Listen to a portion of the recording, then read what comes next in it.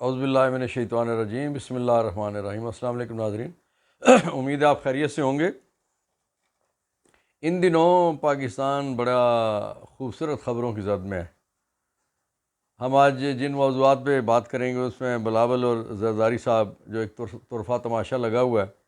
باپ بیٹا بظاہر آمنے سامنے ہے۔ پھر جو SIFC کا 5واں اجلاس ہوا، آسان ویزا جاری کرنے کے لیے جو منظوری ہوئی،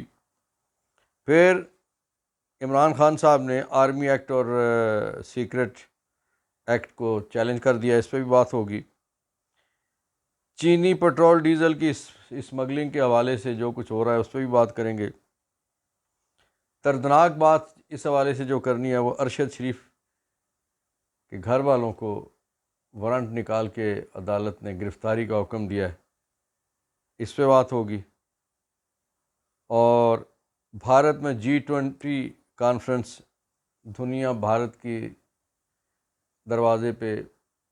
اور بھارت دنیا بھر کا میزبان۔ ان سارے موضوعات سے پہلے گلگت بلتستان کا استور کا الیکشن، اس پہ ہم بات کر لیتے ہیں۔ ناظرین، قیدی نمبر 804 کے ایک ٹائیگر، ان کے ایک جانثار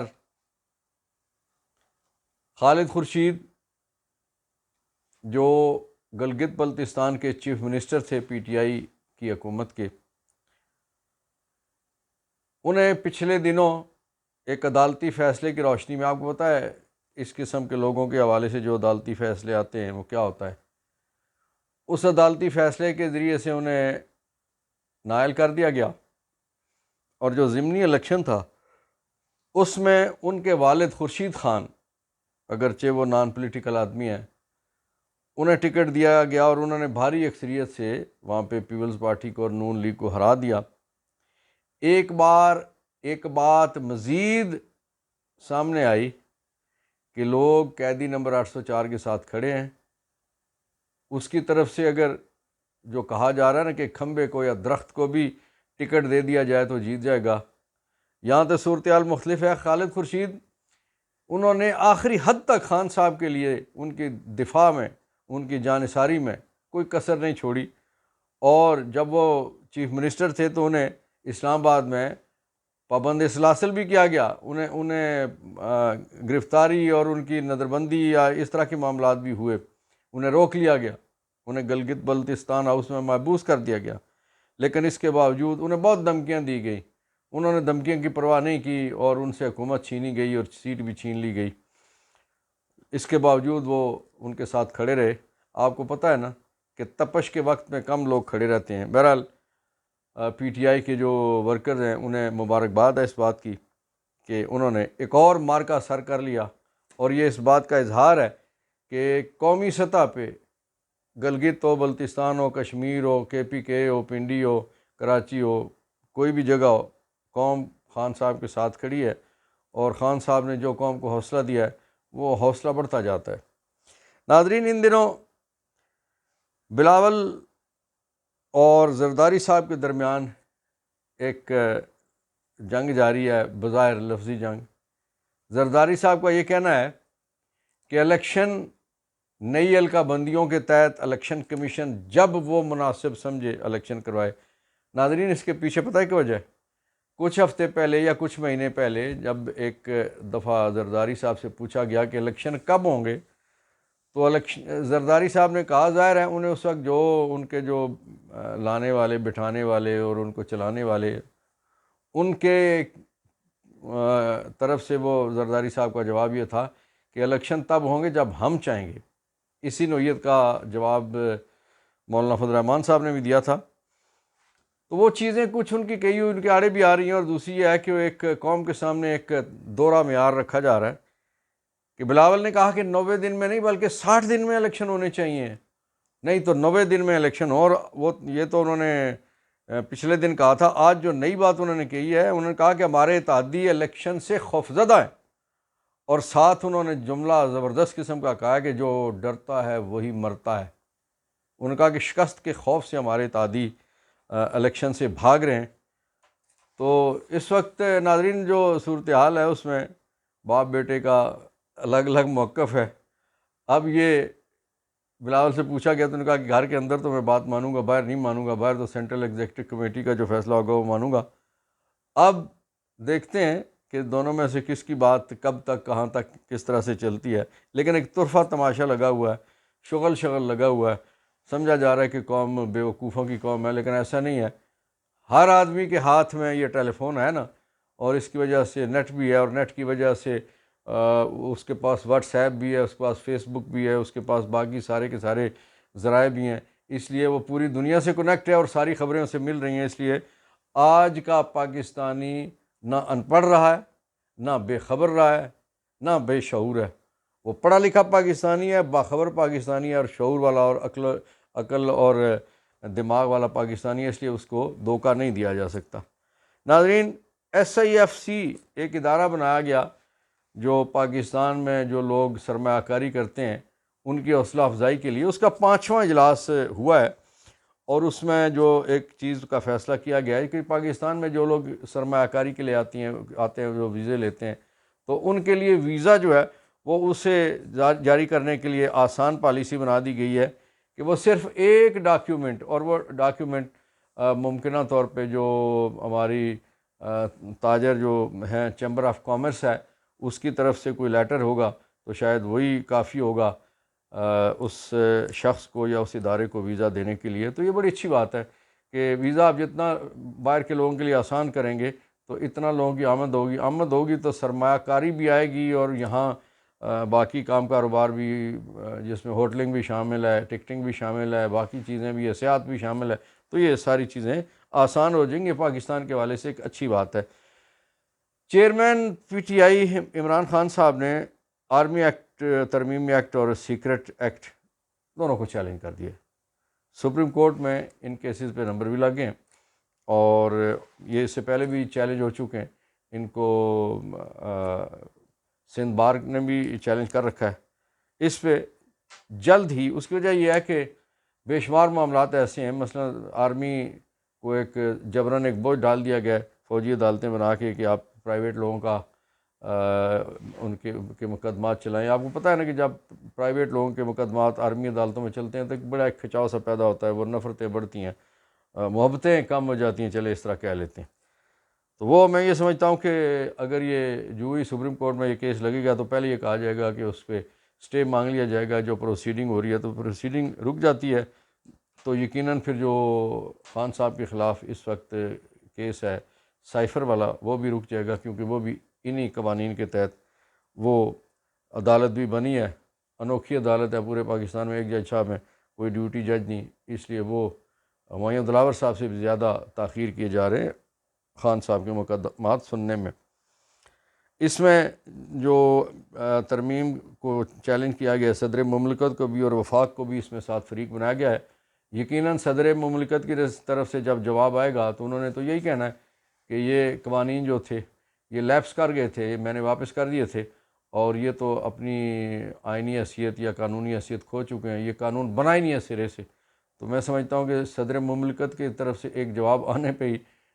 ان جو ترامیم ہیں ان کے مقدر کا فیصلہ ہو جانا ہے. ناظرین، چینی پٹرول ڈیزل کی اسمگلنگ کے حوالے سے آپریشن شروع کر دیا گیا، اور اس کے علاوہ جو ڈالرز کی اسمگلنگ ہے، کرنسی کے معاملات ہیں، اس پہ بھی کوشش شروع کر دی گئی ہے. میں یہ سمجھتا ہوں کہ یہ کام ان محکموں کا ہے جنہیں ہم 75 سال سے ہم پال پوس رہے ہیں، اور ان میں کئی کھا کے مر گئے، کئی بیرون ملک چلے گئے، کئی یعنی انہوں نے نسلیں بڑھا لی ہیں، کاروبار بڑھا لیے، اپنے ٹرانسپورٹ کمپنیاں ان کی کھلی ہوئی ہیں، ان کی تیل کمپنیاں ہیں، ان کے پلازے ہیں، ان کی ہاؤسنگ سوسائٹیاں ہیں. کیا نہیں ہے؟ اگر نہیں ہے تو صرف قانون کی عملداری وہ ساری زندگی نہیں کر سکے، جو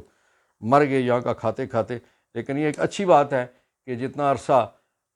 یہ اگلی حکومت آتی ہے اس سے پہلے اگر یہ اس طرح کی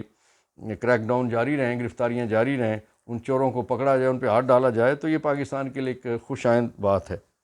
ناظرین، بڑی دکھ کی بات میں اب کرنے لگا ہوں کہ پاکستان کے حوالے سے کہ ارشد شریف کا قتل کیس، اس وقت کی پاکستانی حکومت جن کے اوپر الزام لگایا گیا تھا، کیونکہ ارشد شریف اس وقت کہہ کے گئے تھے کہ مجھے کن لوگوں سے خطرہ ہے. مجھے انہوں نے اپنے ویلاگز میں بھی کہا، انہوں نے اپنے انٹرویوز میں بھی کہا، انہوں نے اسلام آباد ہائی کورٹ میں بھی کہا، انہوں نے چیف جسٹس آف پاکستان کو خط لکھ کے بھی کہا، اور پھر بے شمار اور جگہوں پہ انہوں نے کہا کہ کن سے خطرہ تھا، اور اس خطرے کی وجہ سے ملک چھوڑا، پھر دبئی گئے، دبئی سے انہیں وہاں سے نکلوایا گیا، اور پھر وہ کینیا گئے، اور کینیا میں ان کا مرڈر ہو گیا. اور اس وقت کی حکومت اتنی مخلص تھی کہ انہوں نے کینیا صرف بس وہ ایسے وقت گزاری کے لیے آنیاں جانیاں کچھ لوگوں کی عملاً کچھ نہیں کیا، اور اس کا نتیجہ یہ نکلا کہ کینیا والوں نے، ظاہر ہے انہوں نے اپنے وہ پولیس ملازمان جنہیں کچھ عرصے کے لیے معطل کیا تھا نوکریوں پہ بحال کر دیے، اور ان میں سے کچھ کی انہوں نے ترقی بھی کر دی ہے. اچھا، یہاں پہ ارشد شریف کی فیملی نے انصاف کے لیے سب سے بڑی عدالت سے بھی رجوع کر لیا، اور وہاں سے بھی انہیں کچھ نہ ملا. ان کے کہنے پہ ایف آئی آر درج نہ ہوئی جن کے خلاف وہ ایف آئی آر درج کرانا چاہتے تھے، اور ایک سچی جھوٹی کوئی خفیہ ایف آئی آر درج کر لی گئی جس میں ارشد شریف کی اہلیہ جو سمیہ ارشد صاحبہ اور ان کی بیٹی علیزہ ارشد، اور پروڈیوسر جو ہیں ان کے علی عثمان، ان کے خلاف اسلام آباد کی ایک جوڈیشل میجسٹریٹ صاحب کی عدالت نے بطور گواہ ان کو لانے کے لیے وارنٹ گرفتاری انہوں نے نکال دیے ہیں. پاکستان ویسے ہی عدالتی نظام کے حوالے سے 139-40 نمبر پہ ہے، شاید ہم سے پیچھے کوئی بچتا بھی ہے اس لائن میں یا نہیں بچتا.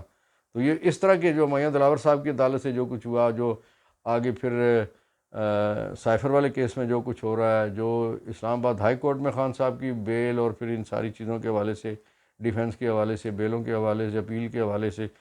جو تاخیر عربے ہوئے، اور اب پھر یہ اس میں ارشد شریف صاحب والے کیس میں کہ اس کے مقتول کے وارثوں کی طرف سے ایف آئی آر تو درج نہ ہو سکی، لیکن ان کے وارنٹ نکال کے بڑا مار کا سر کر لیا گیا ہے. اس کی وجہ سے میں سمجھتا ہوں کہ پاکستان کی اندرون پاکستان بھی عدالتی نظام پہ بھی انگلیاں اٹھی ہیں، اور بیرون پاکستان بھی ہم مزید بے عزت ہوئے ہیں، عزت میں اضافہ نہیں ہوا. ناظرین، بھارت ان دنوں G20 کانفرنس وہاں پہ ہو رہی ہے، اور تقریباً پوری دنیا کا آ جائے، پوری دنیا کا آ جائے، وہ بھارت ان کی میزبانی کر رہا ہے، اور وہ سعودی عرب کے اشتراک سے پوری دنیا کے ساتھ منسلک ہونے کے لیے راستے بنانے کی تجویز ہے، اور اس کے لیے اربوں خربوں ڈالر خرچ کیے جائیں گے. ہمارے جو مہربان ہیں سعودی فرمانروا، یہ امید تھے کہ جاتے ہوئے شاید ادھر سے کوئی 4-6 گھنٹے کا دورہ کر کے جائیں گے، لیکن انہوں نے گزرتے اوپر سے سلام بھی نہیں کیا، اور ہمارے جو تھے وہ راہ تکتے رہ گئے. اگرچہ وہ ہمارے آرمی چیف صاحب جو ارشاد فرمایا، انہوں نے کہا کہ 25 ارب ڈالر ان سے ہم لیں گے یہاں پہ سرمایہ کاری کے لیے، اور انہوں نے اپنے اس جو پاکستان اور سعودیہ کا تعلق ہے اس کی وجہ سے کہا کہ اس میں سے 10 ارب ہم واپس نہیں کریں گے، اور باقی اس کو ہم رکھیں گے، ذخائر میں رکھیں گے، اور باقی جو ہے اس کے حوالے سے کہ واپسی اس کی کس طرح سے ہوگی. بہرحال یہ ہے کہ اسی منہ تکتے رہ گئے، اسی اڈیکتے رہ گئے، اور ساڈے مہرباناں نوں ساڈے گوانڈی لے گئے، اور گوانڈی جو ہے چاند پہ جا چکے ہیں، سورج کی طرف سے سفر جاری ہے، طرف جاری ہے، اور ہم ابھی تک جو 9 مئی سے متعلقہ جو خواتین جن کو گرفتار کیا گیا 5 مہینے ہو چکے ہیں، کوئی عدالت ان کو ضمانت دینے کے لیے، ضمانت سننے کے لیے تیار نہیں، اور کچھ مزید دفعات لگا کے انہیں مزید زیر تفتیش لانے کے لیے، مزید ریمانڈ ان کا کرنے کے لیے انہیں پھر پولیس کے حوالے کر دیا گیا ہے، اور پھر کہا گیا ہے کہ وہ پھر پوری چکی میں سے آپ گھوم کے تو پھر اپنی ضمانت لوور کورٹ میں لگوائیں، اور پھر وہاں ہفتوں مہینوں لگائیں، اور چکر دینے کے بعد، چکر کٹوانے اور چکر چلوانے کے بعد پھر آپ ہائی کورٹ آئیں. پتہ نہیں کون جیتا ہے تیری زلف کے سر ہونے تک. تو یہ اس طرح کے معاملات ہیں. اور عثمان ڈار انہیں بھی اغوا کر لیا گیا ہے. ان کے خلاف اس سے پہلے آپ کو پتہ ہے نا کہ ان کے گھر پہ جو چھاپا پڑا، اور اس میں پھر ان کی والدہ کے ساتھ جو مس بیہیو کیا گیا، اس پہ اس وقت کے وزیر خارجہ اور اس حلقے سے جو نون لیگ کا الیکشن لڑتے ہیں خواجہ آصف، انہوں نے معافی بھی مانگی تھی، معذرت بھی کی تھی کہ ہم شرمندہ ہیں، لیکن وہ شرمندگی والی بات تو ویسے وقتی تھی، کوئی عملی شرمندگی کا اظہار نہیں کیا گیا. اور ڈار صاحب کو گرفتار کیا گیا ہے. ان کی والدہ نے ایک ویڈیو پیغام میں التجا بھی کی ہے، اور اپنا رونا بھی رویا ہے، اور انہوں نے کہا ہے کہ میرے بیٹے کے ساتھ کوئی ظلم نہ ہو جائے. ظلم تو پوری قوم کے بیٹوں کے ساتھ ہو رہا ہے. آپ کے بیٹے کے لیے ہم دعا گو اور پاکستان کے بیٹوں اور بیٹیوں کے لیے دعا گو کہ اللہ تعالیٰ انہیں آسانی عطا فرمائے. ناظرین، جو اس وقت صورتحال ہے وہ یہ ہے کہ الیکشن کمیشن اب بھی تاریخ دینے کے لیے تیار نہیں. وہ چیف الیکشن کمشنر جو صدر مملکت کے خط لکھنے کے باوجود ان سے ملنے کو تیار نہیں ہے، وہ ملاقات کرتا ہے امریکی سفیروں سے اور دنیا بھر سے، اور وہ ٹانگے والی پارٹیوں کو بھی اس نے بلا کے تو الیکشن پہ مشاورت کی ہے کہ جن کی کوئی حیثیت نہیں ہے، کسی صوبے میں حیثیت نہیں ہے، ان کو بھی بلوا کے تو اس نے مشاورت کیا. لیکن آئینی سربراہ صدر مملکت جو سپاہ کے سربراہ بھی ہیں اور بڑے سپاہ سالار عملی طور پہ بحیثیت صدر پاکستان وہی ہیں، ان کے پاس جانے کے لیے یا ان سے بات کرنے کے لیے یا ان کے ساتھ کوئی تاریخ کے حوالے سے مشاورت کرنے کے لیے وہ تیار نہیں ہے. تو اس وقت جس طرح سے بلاول نے کہا کہ جو کیئر ٹیکر ہے چیئر ٹیکر نہ بنے، یہ چیئر ٹیکر جو ہے وہ معاملات کو طول دے رہے ہیں. فوری طور پہ الیکشن کا اعلان کیجئے، الیکشن کی تاریخ دیجئے، قوم کو اس عذاب میں سے نکالیے. اب تو آپ کے اپنے اتحادی، آپ کے اپنے لوگ چیخنا شروع ہو گئے ہیں، تو یہ کیا پھر اس وقت کا انتظار ہے کہ پوری قوم روڈ پہ ہو؟ ویسے پوری قوم بلوں کے حوالے سے تو سڑکوں پہ آ چکی ہے. اب الیکشن کے حوالے سے آپ اگر چاہتے ہیں تو وہ بھی آج نہیں تو کل آ جائے گی. تو اس سے پہلے بہتر یہ ہے کہ خرابی بعدد خرابی بسیار جو کچھ کرنا ہے کام وہ پہلے کر لیا جائے، اور پاکستان کو ایک درست سمت پہ ڈالنے کے لیے فری فیئر ٹرانسپیرنٹ الیکشن کروا دیے جائیں، اور قوم جس کو ووٹ دیتی ہے اسے اقتدار سونپ دیا جائے، تاکہ پاکستان کا مستقبل پاکستانیوں کے ہاتھوں میں ہو، کسی اور کے ہاتھوں میں نہ ہو. اللہ تعالیٰ آپ کا میرا حامی و ناصر ہو. پاکستان پائندہ باد.